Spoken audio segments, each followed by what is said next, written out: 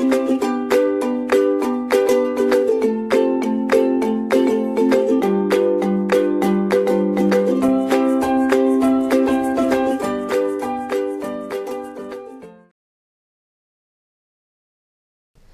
everyone, I am Deepika Pathak here to discuss the Pharmacy and Therapeutic Committee part 2. So, today I will discuss about what is the prescription, what are the different type of prescription for different patient, it could be inpatient or the outpatient, what do you mean by these automatic stop order, and there is the emergency drug list in the formulary. So, we will discuss one by one. Inpatient prescription. Coming to the inpatient prescription, we will discuss first what is the inpatients. So, the inpatients are the admitted patients in the hospital, and for them if we are talking about the prescription, there are different methods by which a physician can prescribe drugs to the patients who are in the hospital itself. So, inpatients are the admitted patients in the hospital, they stay there for treatment, yes, till they are discharged. There are basically four types of dispensing system for inpatients. So, we have discussed in the previous lectures also what are the dispensing system for the inpatients. There are basically four methods. One is the individual prescription order system, second is complete floor stock system, third is the combination of first and second, and fourth is the unit dose dispensing system. Individual prescription order system, the point number 1, what happens if the patient is admitted in the hospital, how a physician will prescribe. So, physician, this is the, let it be the physician will write a prescription order to patient, and either the patient or their family member, they can go to the pharmacy,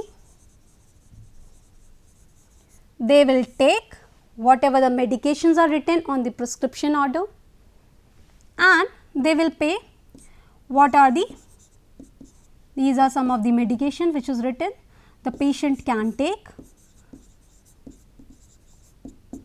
and they will return. Yes, this is the basic procedure for the individual prescription order system. Point number 2, complete floor stock system. What happens in the complete floor stock system? Patient is hospitalized in the hospital. Who will give the medication to the patient? Here comes the role of the nurses. So, the complete floor stock system regulated through the nursing stations. Yes, whatever the medications are prescribed to the patient, nurses will see from the files, they will dispense it to the patient, and they could be either chargeable, there are some of the drugs which are chargeable to the patient account, there are some of the drugs which are non-chargeable, which are not directly linked to the patient's account.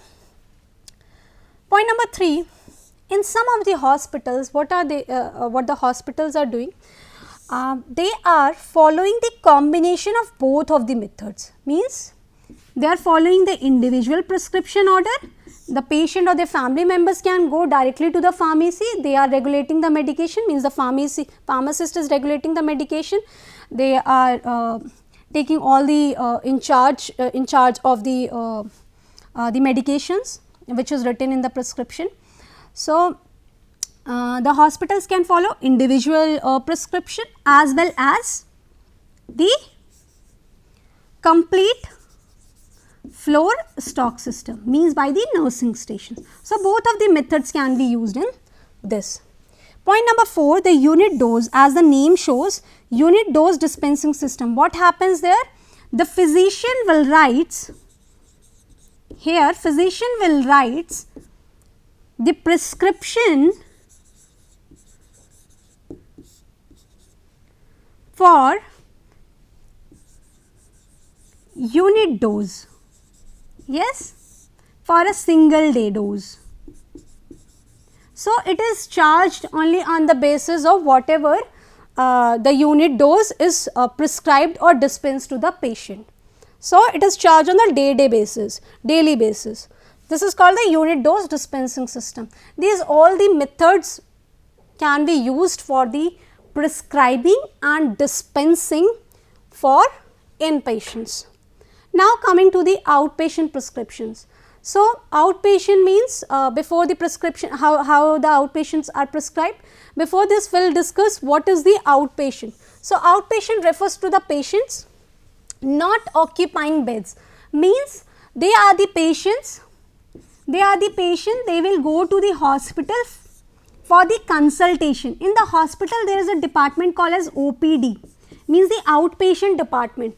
They are going, they are taking the consultation for their specific problems. They will take, after taking the consultation, they will go to the pharmacy shop or the pharmacy, which we call it as pharmacy in the outpatient area, outpatient department area. They will take medication, the patient will take medication and then will come back to home. So, this is the procedure how the outpatient prescriptions are and are in this process. So, drug distribution to the outpatient, we have discussed how, who are the outpatients, how the drugs are distributed. So, they are distributed through the pharmacy in the outpatient block. Medicines are given to the outpatients from the pharmacy situated in the outpatient block. I told you we are calling it as a outpatient, the pharmacy located in the outpatient area.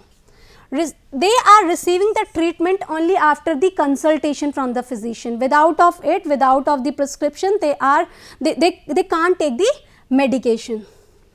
This is also the legal point of view. So, no medicaments should be issued without the prescription. It should be only with the prescription. Once they have the prescription, they can go to the pharmacy, they can take what are the medication written by the physician, they will take and they will come to the home and again they will do the follow up. This is called as outpatient and this procedure is the outpatient prescription.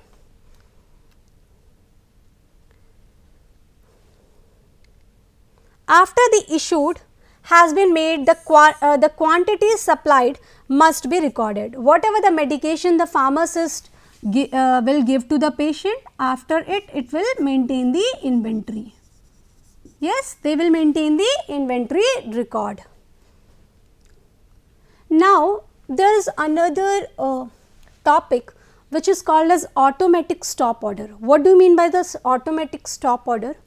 For some of the diseases or for some of the treatments, some of the medications, what happens? We want to reduce unnecessarily prolonged treatment. We want to reduce the side effects, the toxicity or adverse drug reactions. So, for this there is the automatic end times, automatic stop order, auto stops, automatic stops, automated stop. These all are the synonyms or we can say the different names of the automatic stop order. What happens here is the automatic stop order is basically the main purpose of it is to reduce unnecessarily prolonged treatment. If a particular disease, especially in the chronic, the patient who is suffering from a chronic disease, the patient who is suffering from any of the disease where the medication used is with a very high side effects, with high chances of toxicity, with the high chances of adverse drug reactions. So, what we will do, we will prescribe in an automatic stop order, means the prescription which is only for either for 1 day or for 2 days and they are written on daily basis. The doctor will write it on daily basis. So, there are the chance and what is the purpose actually what we want to gain here is when there is a lack of vigilance. Yes, there is a lack of vigilance. So, it is better to write it on daily basis on new order. Recently, auto stops have increased in prevalence. They are more emerged in the practice in an effort to limit the exposure of patients to unnecessary and prolonged treatment with addictive medications. I told you. So, these are the medications which have the high chances of withdrawal symptoms. Yes. So, for these medications we want to renew the order on daily basis. Like approaches for informing, what are the approaches can be used? So, approaches for informing prescribers of upcoming stop dates include, first approach could be use of reminders. We can use reminders in the electronic medical record. When the data is updating for a particular patient, there could be the use of reminders. Point number 1, by this we can stop the order. Point number 2, generation of reports. On daily basis we can generate reports. And reminders by the pharmacist. Where they are the clinical pharmacist available in the hospital, they can give the reminders to the patient, they can give reminders to the physician, so that the unnecessary prolonged therapy can be reduced, or other care providers. Yes. Automatic stop orders are often effective in the absence of robust clinical pharmacy services. In the previous of the slide, I told you, when there is a lack of vigilance, means there is the absence of robust clinical pharmacy services. The clinical pharmacy services are not available as it should be. So, where pharmacists are unable to monitor, they are not in that number. So, at that time they are not providing the services as they should be. Of course, just because there is a lack of this staff, at that time we can use automatic stop order strategy.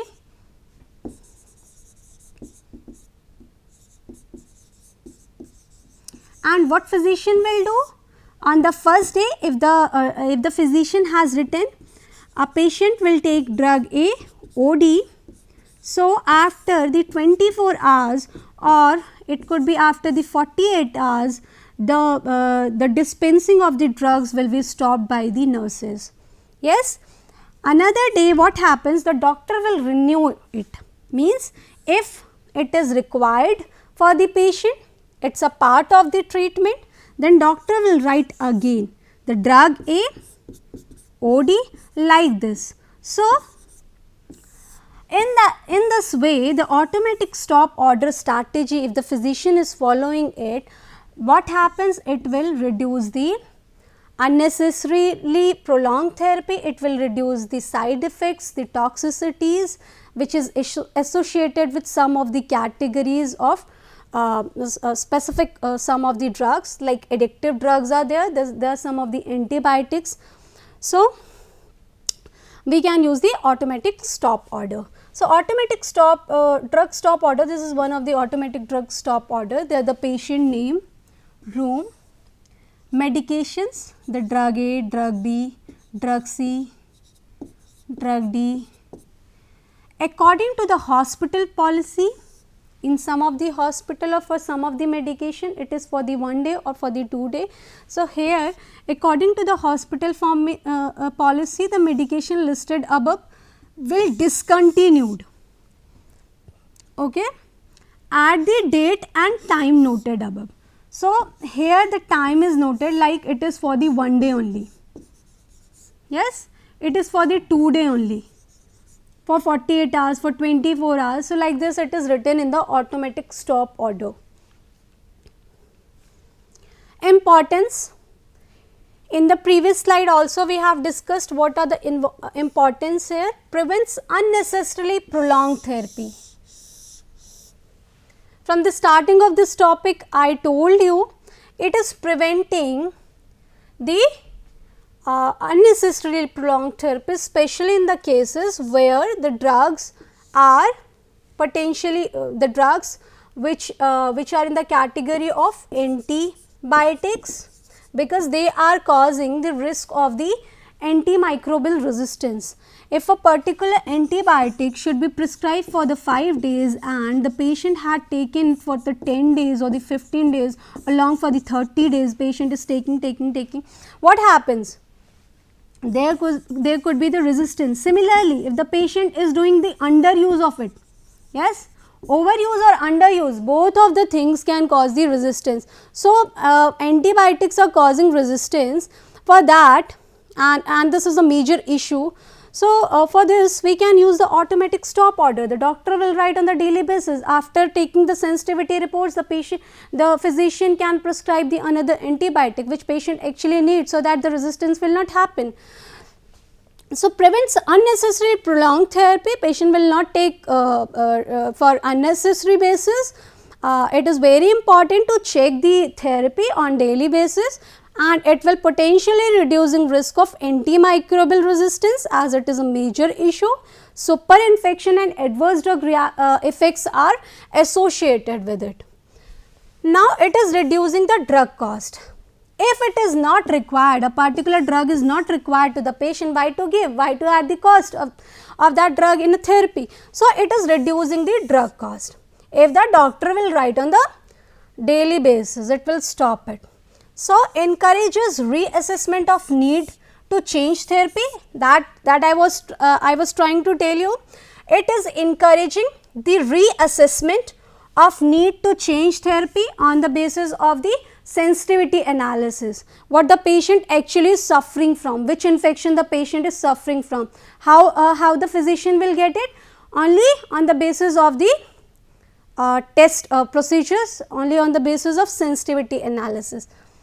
Need to change therapy or route of administration.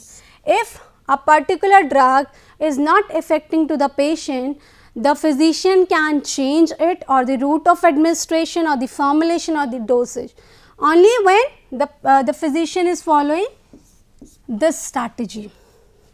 Point number 4, may be more useful in smaller hospitals in the event of the pharmacy staffing shortages, where pharmacy clinical services may be limited. So, once I told you in the previous slides also, when there is a lack of vigilance by the clinical pharmacy, by the clinical pharmacist, or there is a lack of pharmacy clinical services, the shortage of this staff, it is best method to improve the treatment.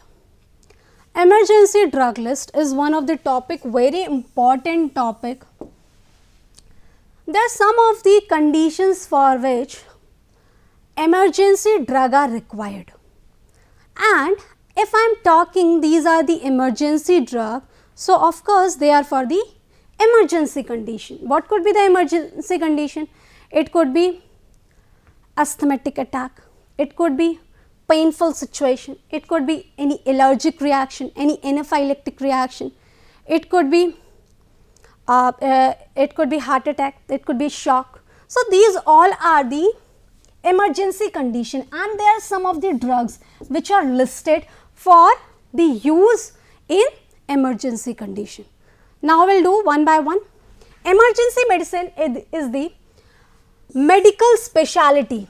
What is it? It is a medical specialty dedicated to diagnosis and treatment. Yes, we will do the diagnosis and treatment of unforeseen illness or injury.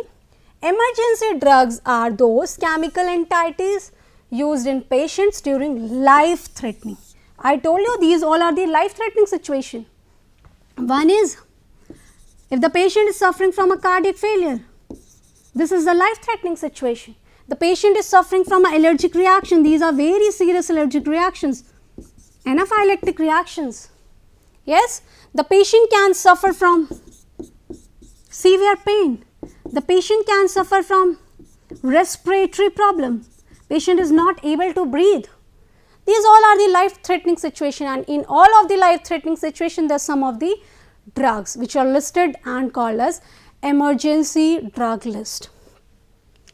Now, and yes, during life threatening conditions, so that the symptoms can be controlled, and these drugs will control the symptoms and the life can be saved.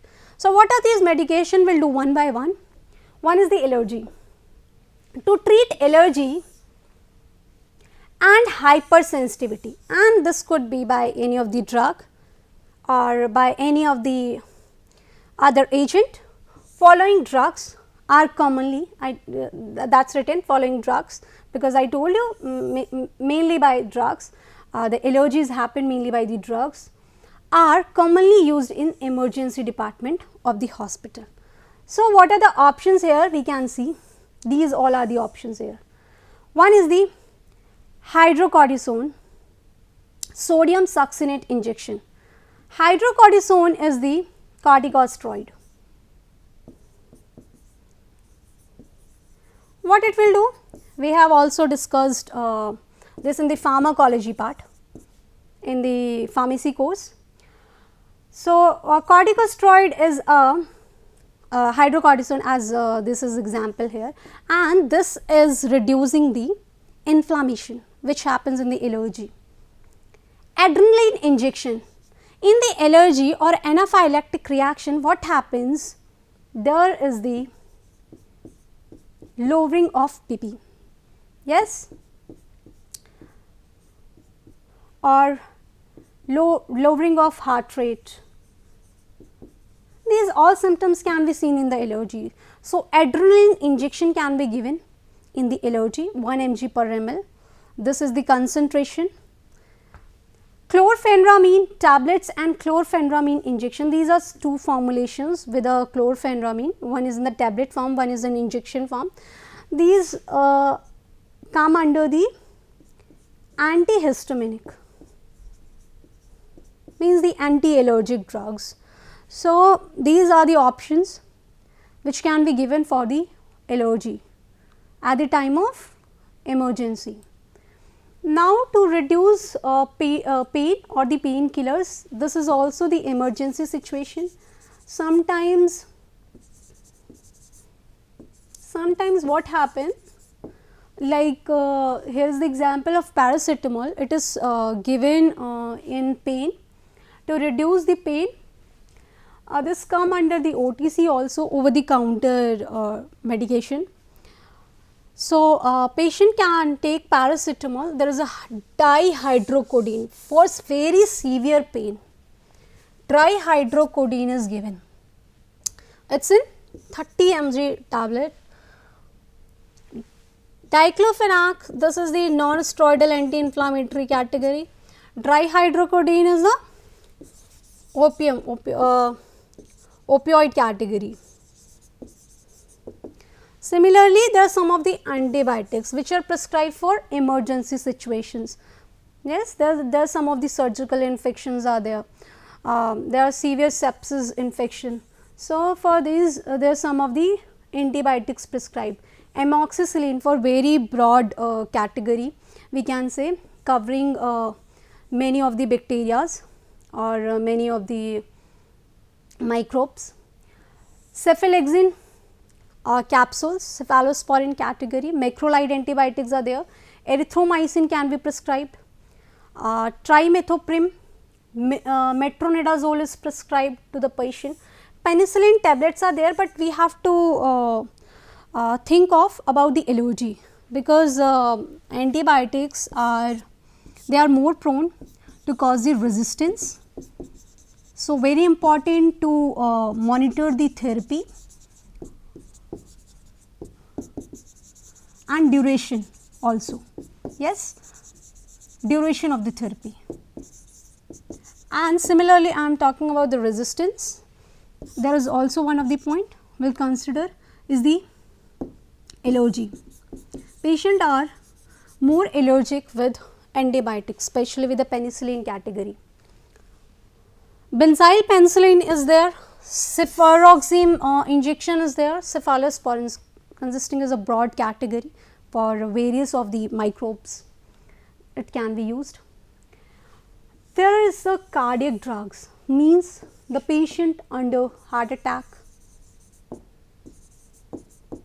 suffer from angina pain, myocardial infarction, these all could be the stroke, cardiac failure. So, there are some of the drugs which are prescribed as we call it as a cardiac drugs in the emergency drug list. What are these drugs? Aspirin tablet 300 mg as a anticoagulant. What it will do? It will act as anticoagulation. act as anticoagulation agent. So, to thin the blood, for thinning of the blood, aspirin tablets are given. Whereas another is the atropine injection. It will increase the heart rate of the patient. To stabilize the heart rate, atropine injection is prescribed. Digoxin tablets, they are acting as a cardiotonic. There is another category, furosemide is prescribed as a diuretic, and they have the impact on the heart also. For lowering the blood pressure, furosemide is given. Lidocaine, this is also prescribed for arrhythmias. The patients who are suffering from arrhythmias, for that lidocaine is prescribed. Glyceryl trinitrate spray, they are prescribed for the angina pain. Tenecteplase, dalteparin, these all are the thrombolytic therapy. The patients who are suffering from, they are called as a thrombolytic therapy. There are some of the patients who are suffering from thrombosis. What happens in the thrombosis? The coagulation happens. And this coagulation, when this coagulation will stuck at a particular area, it is called as a thrombus, and when it starts to move, it is called as embolism, and this is more dangerous. This embolism is more dangerous. So, we are treating this by tenecteplase and dalteparin. These will come under the emergency drug list of the cardiac section. Another is the central nervous system. What are the drugs come under the CNS? So, there could be what are the problems, first we will discuss in the CNS. What could be the problems? See, the schizophrenia, the patients who are suffering from schizophrenia means a split mind disorder.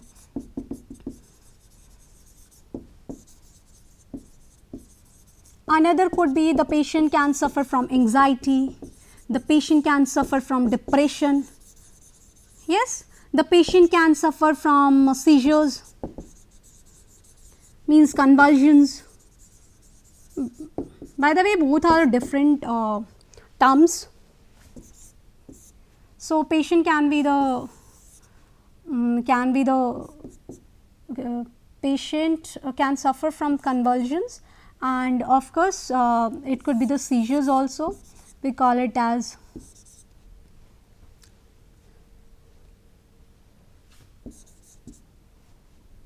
another could be, yes, I think so, that is enough for it. We will see first what are the medications. First is the diazepam injection. The diazepam injection is used for the convulsions, yes, and they also act as sedative and hypnotic. Another is these are the formulations in the rectal tubes. They are in the tablets form, they are in the injection form. Another is the chlorpromazine.